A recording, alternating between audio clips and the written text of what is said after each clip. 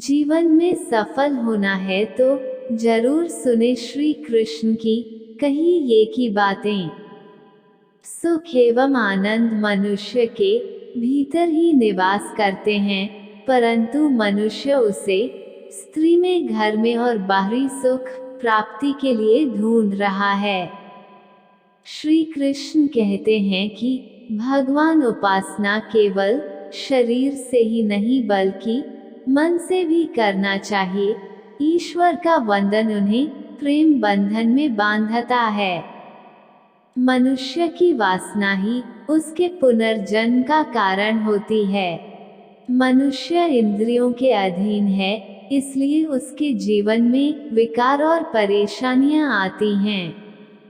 मनुष्य के अंदर धैर्य, सदाचार, स्नेह और सेवा जैसे गुण सत्संग के बिना नहीं आते हैं। श्री कृष्ण कहते हैं, जिस प्रकार शरीर से वस्त्र मैल होने पर बदलते हैं, ठीक उसी प्रकार मन में यानी हृदय में मैले होने से उसे निकाल देना चाहिए।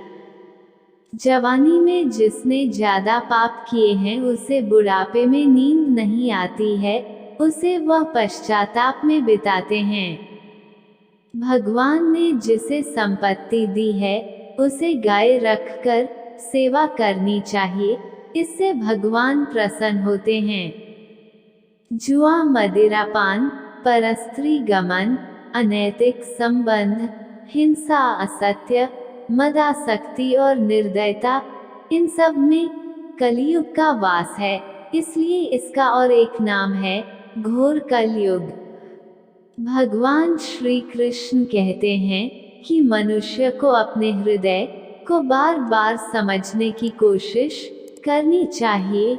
ईश्वर के सिवाय उसका कोई नहीं है, साथ ही यह विचार करना चाहिए कि उसका कोई नहीं है।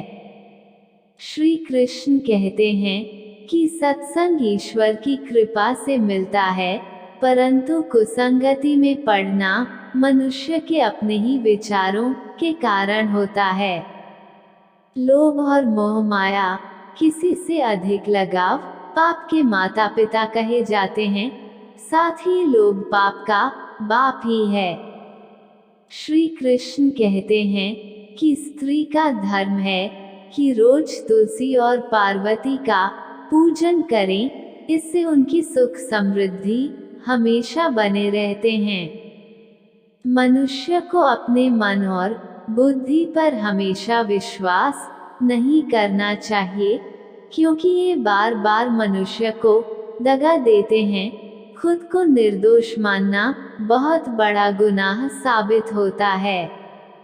पति पत्नी पवित्र रिश्ता बनाए रखने से भगवान पुत्र के रूप में उनके घर आने की इच्छा रखते हैं। भगवान इन सभी कसौटियों पर कसकर जांच परख कर ही मनुष्य को अपनाते हैं, इसलिए मन में गलत विचार नहीं रखना चाहिए। सदैव आप किसी के साथ प्रेम भाव से रहना चाहिए।